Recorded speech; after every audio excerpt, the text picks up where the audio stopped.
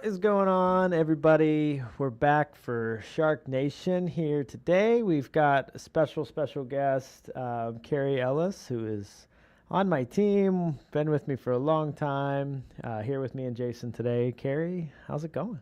Hi, pretty good. How about you guys? Living the dream. Jason's all nice and outside. Looks like the weather's good. Yeah, Carrie, let me tell you something about Pennsylvania. Miserable there. I had to It- get out. I'm actually in a beautiful sunny Myrtle Beach where it's not raining every day and 35 degrees, which is beautiful. yeah. My bald head hasn't mentally like adapted to the environment yet, so I got to watch my surroundings. But I'll tell you what, there's better places than PA, and I'm not gonna lie, it's nice. I'm not a huge fan of spring over here, so I get it. I get it. I think from Pennsylvania we go right from winter to summer, which is there is no spring anymore. Yeah, And no. spring's like a big myth. Exactly. Exactly. I love it. So, Carie, we've actually had on the show before. I think we pulled up, it was episode 33 in July of last year. So, Carie has been with us before. But I don't know. Carrie's been on a roll lately. You had 5 closings, I think, in a week, a couple weeks ago. Yeah, it was my biggest week to date for sure. Yeah, it was a crazy week, 5 closings, all the stuff that comes with it, but it was a really good busy week for me. Crushing it, great job. Thank I'd you. say, Carrie, first question on that, right? They don't just magically grow on trees closings, right? So could you, for like the audience where they're like, maybe struggling for agents just getting their first deal, like where did these deals come from? Any advice that you could give somebody for, how to get 5 deals in per month in your pipeline? Like, Sure. how did you do that? So, I feel like, Chad obviously can attest to this, and I'm sure you guys talked about this before, but just like revamping our team and redoing like our goals and things. I've been in the business now a little over 6 years, so I have a ton of sphere and referral leads, which are awesome. But, it's about being more consistent than I've been in the past of, making those follow-up phone calls, making the regular phone calls when the leads come in, not just relying on the sphere and those type of referrals. So like my 5 deals were kind of split 50-50. I feel like, Chad, I'd say that's probably fair on, our ads and our leads that come in because of our listings or other things that, may not be people I know. And so it's nice to have that. And our team is super big on staying consistent and holding each other accountable. We do that every day, and I think that really I wanted to win, and unless I put the work in, I wasn't going to. So Carrie's been on a ride with our team because 6 years she's seen a lot of changes, and I mean I don't know. I tend to change pretty quickly on a regular basis, and then we've had a few market shifts and things in conjunction with all that. So she has been on a wild ride with our team. But you talked about consistency and accountability. There's definitely been like a 1.0 and a 2.0 with our team, and you kind of rode the 1.5, like you rode the middle, where a lot of agents did not. Just and that's fine, because there might not have been something there for them. What changed on the 1.0 versus 2.0 of the team, for you in a good way and for you in a bad way? I would say, like I said, in the past, I'm used to just solely working on referrals, and to have to work real leads that people I don't know, I'm not comfortable talking with. I told you before, I'm a super awkward person in general, but when I talk to people I know, it's a lot easier to make those phone calls that like, hey, are you looking to buy a house? Like they don't know, I have any idea what I look like, my voice, just that was a huge um, confidence building factor that I've had to really like a huge hurdle that I've had to get over because it's not comfortable for me. And I've had to take the steps out of the comfort zone to get those different leads to make my business consistent, because it needs to be in order for me to have a living and to keep my own home that I own and all of the things. So it was more of a fact of, whether I wanted to or not, I had to. I was either stepping all in or I was going to take a step back and do something else. And that's not what I wanted to do. So Yeah. That. Let's talk Yeah. about the scary word that nobody likes to talk about, accountability, right? Yeah. You know that Chad's going to be asking, hey, where's my numbers? What's going on? And it's not his numbers, it's your numbers, right? When Yeah. you have to report your activity level, talk about that, like the transition for that, how your comfort level was on it. Talk about bringing accountability in. And has it helped your business, hurt your business? Is it something that you don't like to do, or is it something that you're looking more to embrace? I'm going to say kind of middle of the road for all of that. So it's not something that I love. I mean, nobody loves to look at a number and be like, well, like I fell short. Like I had this goal and I didn't meet it, and it was because of this, and it was my fault. So it's never good to like, it never feels good to like look at yourself in the mirror that way, but that's the only way you're going to grow. So I think that that's huge. Like our leaderboard, we have a lot of big competitors on our team, I feel like now. And that leaderboard is something that I feel like I'm looking at my appointments, I'm looking at my closings, and I want to stay as a seasoned agent as I know I should. And it guides and motivates you to do more. The holding yourself accountable, you can always do that, but then you can also make excuses for yourself, which I definitely tend to do. But if I have 5 other people staring at me in the face and like, oh, so you didn't make your calls or you didn't make those appointments because A, B, and C, Chad always says, what could we do different? And there is always something we can do different. Obviously life gets in the way and things happen, but the holding each other accountable is something that our team lacked in the past. And I know Chad would probably agree with that. We had a lot of great things on our team, which is why I stayed, like it's not because, I just enjoy seeing Chad's face every day. It was because I enjoyed the way our team was structured, but we both knew it could be better. And accountability is one huge thing that not many teams or other agents will help you do. And I think it's huge in our ability to grow as a regular agent, but also as a team too. So. Yeah, and I think you had witnessed it, especially on some of the tunnels that I went down. But like I tried all the magic shiny stuff, and like, sure, like it's just,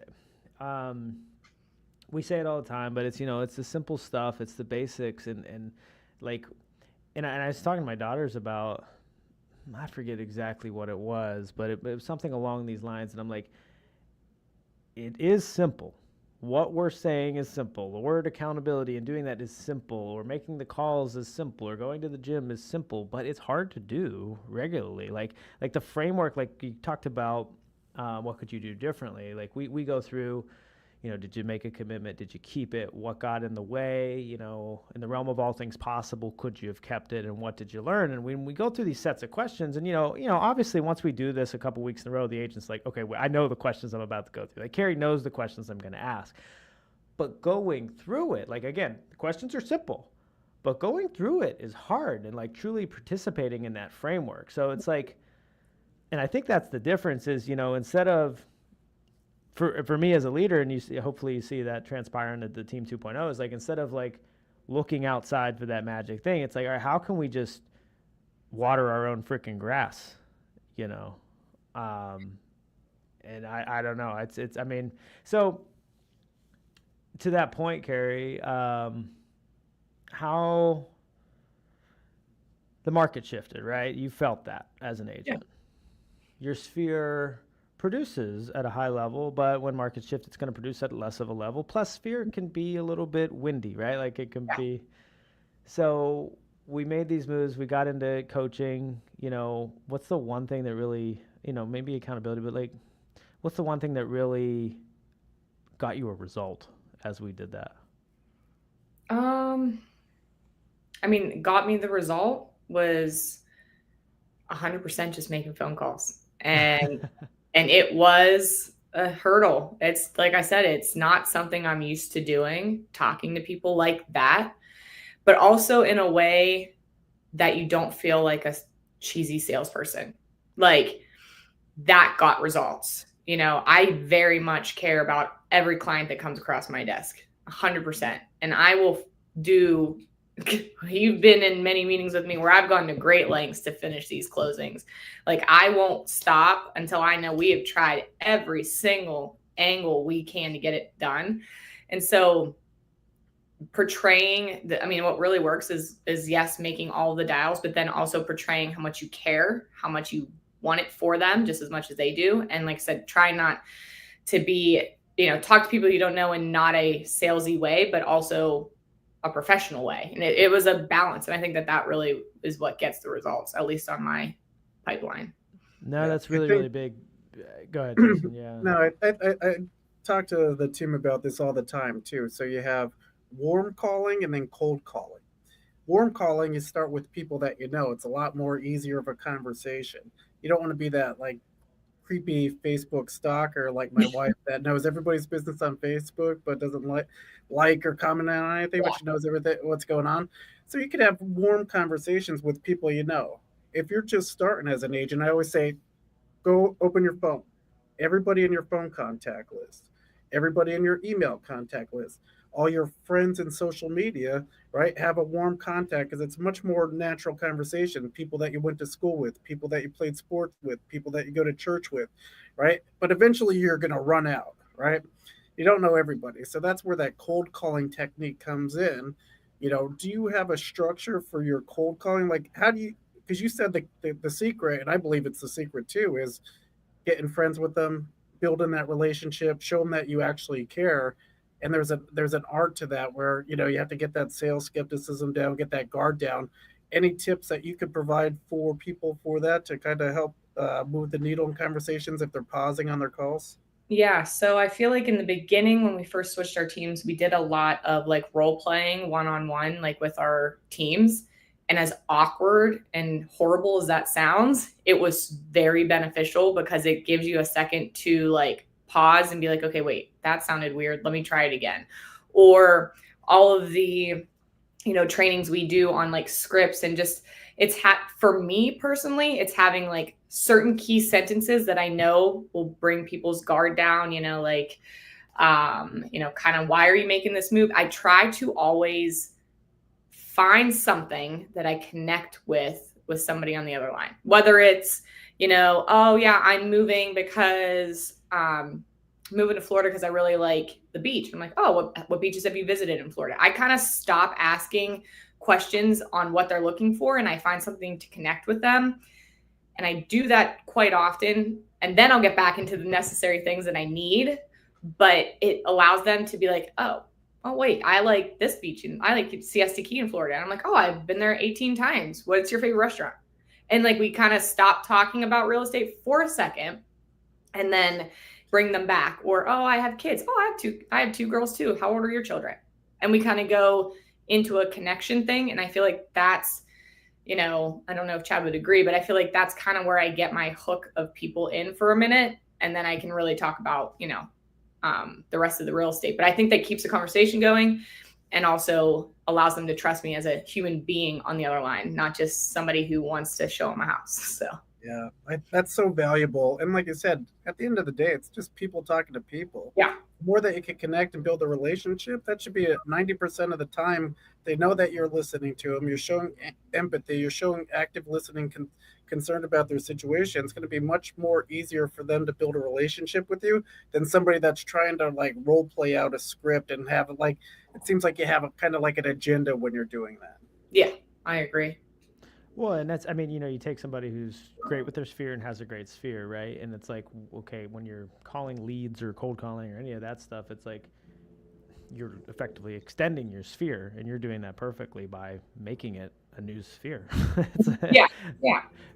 And, the thing about it is like, some agents can get in with a big enough sphere and just have enough business that it's rare, but it exists. There are agents that walk in and they just have enough sphere to sell 30, 40 homes a year, and they're very, very happy. And I have seen it.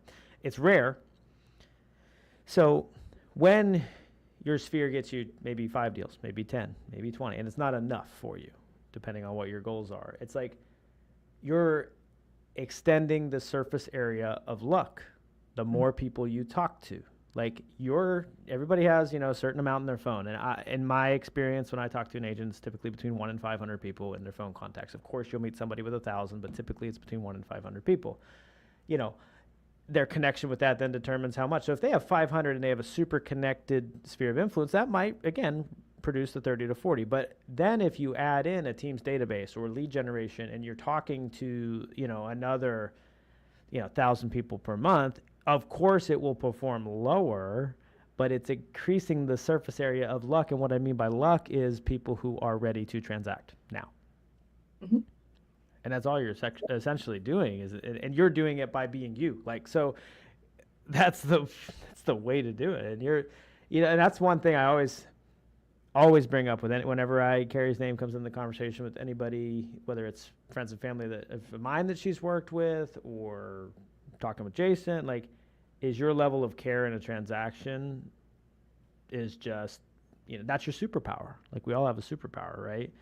And you're showing that on the call. So it's like, if you're an agent listening to this, I would say, like, what is your superpower? And are you showing that and demonstrating that? And right there you are.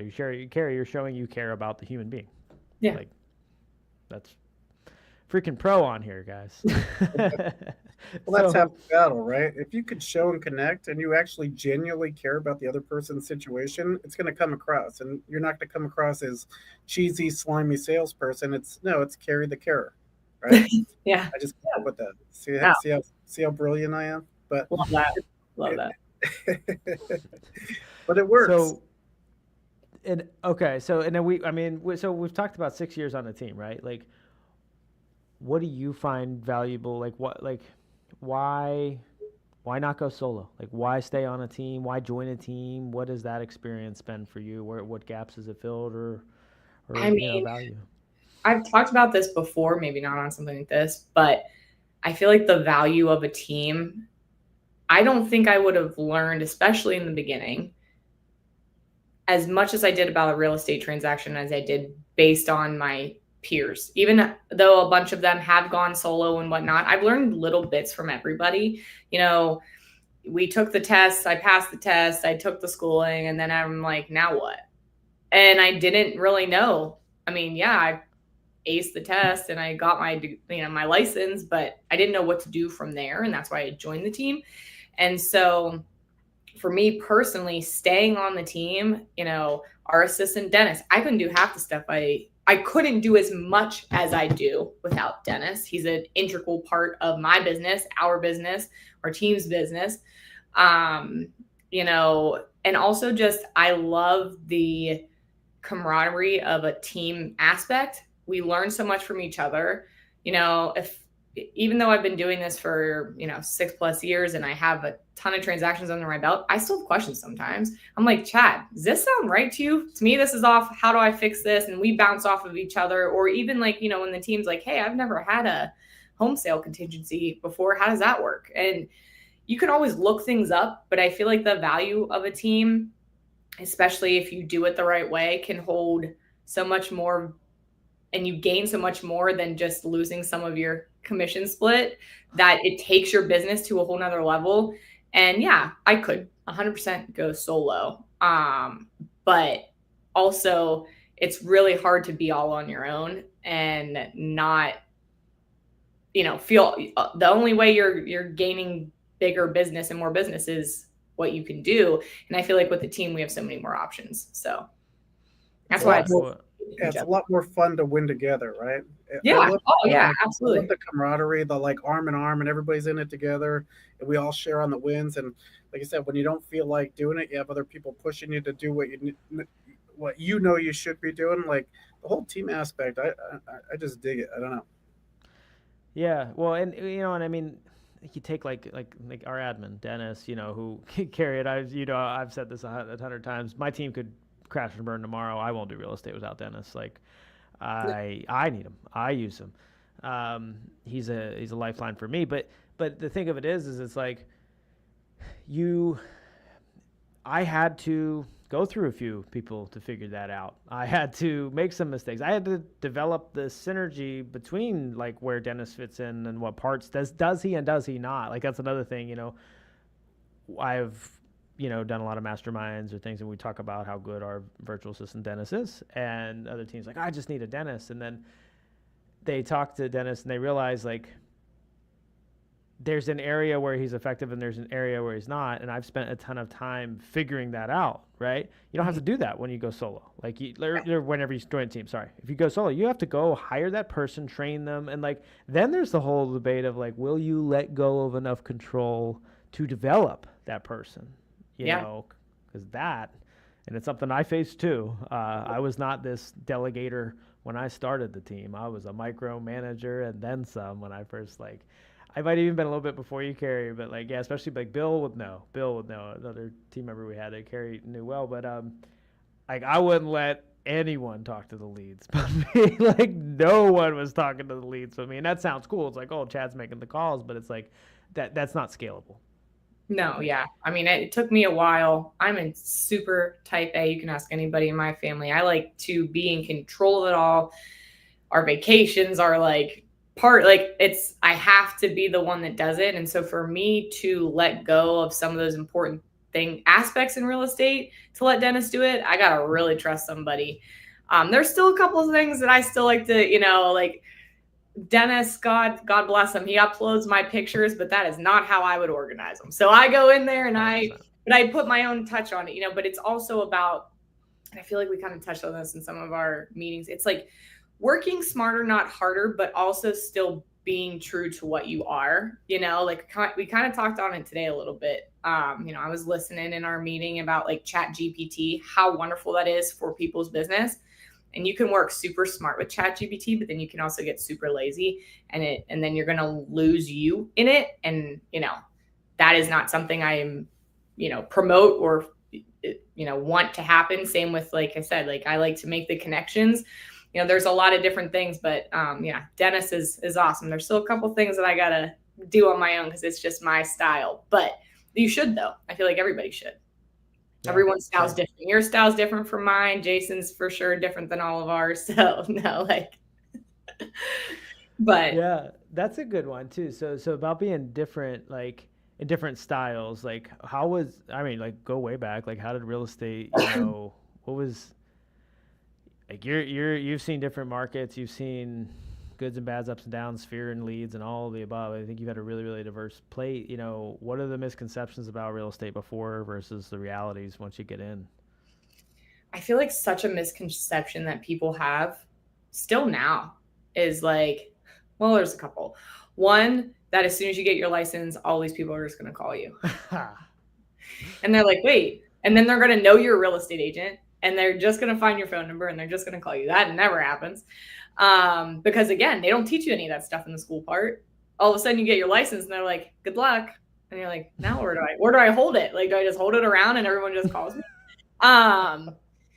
Another one that I also find like a misconception is I've had this with a lot of buyers, even like recently, they think that I go in every home that's listed on the market. Like, oh, you've shown this one before. I'm like, no, it's 45 minutes away. That's the first time I got to see it. But like things like that, because you don't realize all the work that actually gets involved into a real estate transaction from start to finish, finding the lead, keeping the lead, it's a long time. And then also another misconception is that, you get paid right away. And like I said, you do the work, it's insanely great, but you have to put it in all aspects. And I feel like as soon as you get that license, not many people know the steps from there or how much it takes to keep up with it. So I think that that's huge. I just had a talk with some team members, and it's like, when people tell you like not to touch the stove and you touch it anyway, sometimes you have to learn that lesson by, touching the hot stove. You're like, what not to do, right? So a couple examples that we used are sometimes you'll go from calls to conversations and then you'll send them immediately to get pre-qualified instead of sitting down and have a buyer consultation. And then they ghost you and you wonder why. And it's like, well, think about it. You're a stranger from the internet. Tell them to call another stranger from the internet and give them all your most personal financial information without having any kind of knowing of who you are, what you are. It's like, don't do that. And until you do that, and then they're never to be heard from again, it's like, okay, maybe I shouldn't do that. Or what we do is we go from calls to conversation to showing, and then we don't provide any value. Then you show them a house, the house sucks, and guess what? We suck. Because we provided no value or why they should meet with you again or whatever, and they just associate you with the house. So it's like, talk about some of the things that you've learned as kind of like touching that hot stove and like things that people could be aware of to try to avoid so that then that way they don't have to burn their hand. Yeah, I mean, things to like, yeah, I guess things that I've learned, I've learned, especially over the 6+ years, is to really listen.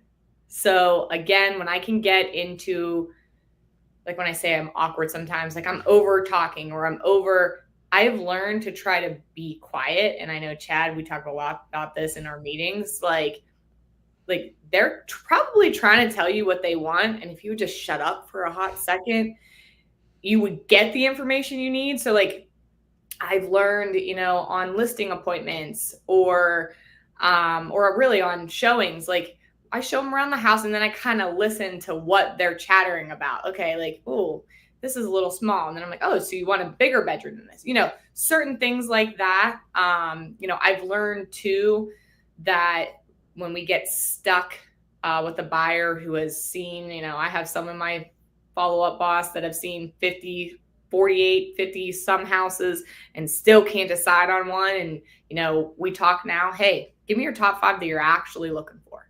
And I've gotten some really good buyers that had other agents in the past that never did that. And like, we didn't connect. And it's not that they probably didn't connect. It's probably that they didn't know what their buyer wanted. And so like, that's a huge one. And then like you said, it's like you said, Jason, it's the one of, okay, don't turn into that salesman. Okay, I talked to you. Here's your pre-approval. Now get this. It's more, I always tell people I'm going to release information as we get to know each other on the buying process, because I've done that too, where I've word vomited everything somebody needs to know about buying a house from start to finish. They're insanely overwhelmed. And you can listen to some of my calls, and I'm sure Chad has in the most recent. I'm like, hey, this is all you need to know right now. I'm going to give you all the breakdown, but I don't want to overwhelm you. So I've learned to really, and I feel like that has helped just honestly, probably in the past 6 months, secure some buyer leads for me that were like, wow, thanks. This sounds overwhelming, but you're breaking it down so nicely. So I've really learned to slow down in how I talk to a buyer specifically on that aspect of what they need to know, because you both know a transaction can go from A to B and then it swiggles to C, D, E, blah, blah, blah, before you get to the end, because of all these things that can happen. And a buyer doesn't need to know all of that up front. They need to know how they can purchase, how it's going to be in a few steps. And then I break down the rest as we go. So I feel like that's one of the biggest lessons I've learned with especially buyers that I'm not comfortable with, like, the new leads, the Google PPC ad leads and stuff, where they don't know me, but I'm trying to show my value, but also show it at a little time so it's not overwhelming. Yeah. That was a master class. And that was so good. Just to take those lessons from a team perspective, I'm doing that with the team.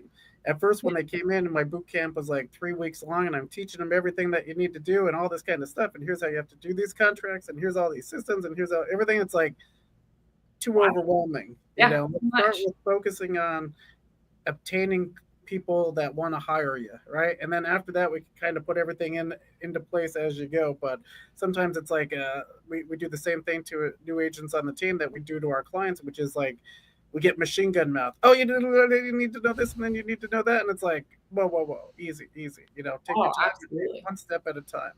Yeah, and I follow that in my own life because my life is also crazy and wild. So I'm trying to do that more in my business, and I feel like it has done so well with my new buyers of little bits at a time. And I'm going to give you everything you need to know about those little bits, but I'm not going to overwhelm you, because you don't need to know that when you close, you can pick any time that you want and you don't have to take the day off. You don't need to know that right now. Like that's hopefully 30 days from now, but so many other things can be in that middle that you're not even going to remember that part. So I've been trying to do that lately. Well, it's interesting you said that, because it's funny. I feel like once you get what connects or what resonates, like we say, I always say this, business isn't personal is a bunch of BS, because we're all human beings. Like, business was made by human beings. Like, it's all personal. Like, so the things that work personally will also, shocker, work, in real estate and vice versa. Like, it's like, it's all intertwined. And like, I love that you brought that. Yeah, no, it's so the well, how do you cope with the uncertainty of real estate, right? Because things can go from A to B to S and then A B C D F Y Z, whatever, right? Like, how do you deal with like constant uncertainty, whether it's your commission check, a deal, a lead? I mean, and Yeah. let's be transparently honest. Yeah, I had 5 deals closed that week, but I can tell you 2 of them got moved 3 days that were longer. Everything happened in those deals, even though they were successful and you saw my pictures on the internet. Everyone's like, wow, yeah.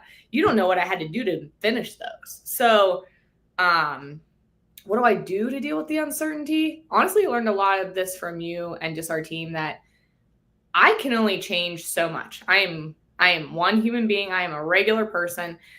And a lot of things I can control, but a lot of things I can't. I have learned to really state facts. I don't beat around the bush with my buyers or my sellers. I give them all the facts. I'm like, hey, we're in this position because A, B, or C. Or A, B, and C. And this is what we need to do to fix all 3 of these. If you're good to go, we're going to fix it. I mean, my one deal, we had to switch lenders twice. The one that closed, switched lenders twice. We switched loan types twice. Found out they didn't even have a regular bank account. So that was a whole big issue. And like all of these things up until the end, I had my seller, and I was a dual agent on that one. So I had the seller in my one hand and the buyer in my other hand, and they're both trying to talk and I'm trying to meet everybody in the middle. And it was a doozy. But we got to the end. And so it's just, I take it all one step at a time because I can get very overwhelmed. And, but again, stating the facts, A, B, and C, and figuring out how to get there. And if everyone's willing to get there, then we'll get there. So that was exactly it. Hey, Go ahead, I Jason. have a special guest here that's no. been wanting to get on the podcast for a while. I was teasing Carie beforehand. I'm going to be like, we're going to bring in an old boyfriend from like high school or something. Oh. This is your life, Carie. No, but a young aspiring real estate person here that wants to ask go ahead, ask your question. Okay. What tips would you have for a young girl wanting to get into real estate? What tips would I have? So I would say the biggest tip is to talk to a lot of people, meet, like, depending on how your age and however it would, however old this young woman is, talk to a lot of people. We had an agent on our team who was young and kind of talked me through it. And I kind of walked her through the process. I do as much studying online. Online tools are so great. I took classes online, so that was super helpful. And to try and find a focus on what you want to do in real estate and just work your way to that. But really it's about meeting people, promoting yourself online, telling people what you're doing so that when you get your license, because you will, everybody knows kind of where you were headed. So I think that that's a huge thing, especially social media. Everyone loves social media that's younger, and use it to your advantage. Make those fun real estate videos and those TikToks and that is huge. And that's not something that, like, I'm obviously older than Chad, but like, that's not something I had in the past. And to do all of those things is definitely helpful, especially, if you're aspiring that to be. So. Thank you. You got to get her into the business, Jason. Thank you for answering her question. I'm like, I have somebody that would probably be a better perspective than me for asking that, for sure. Yeah. But yeah, and I think this goes back for every agent. Like, I was just at the real estate school speaking last week. Don't be a secret agent.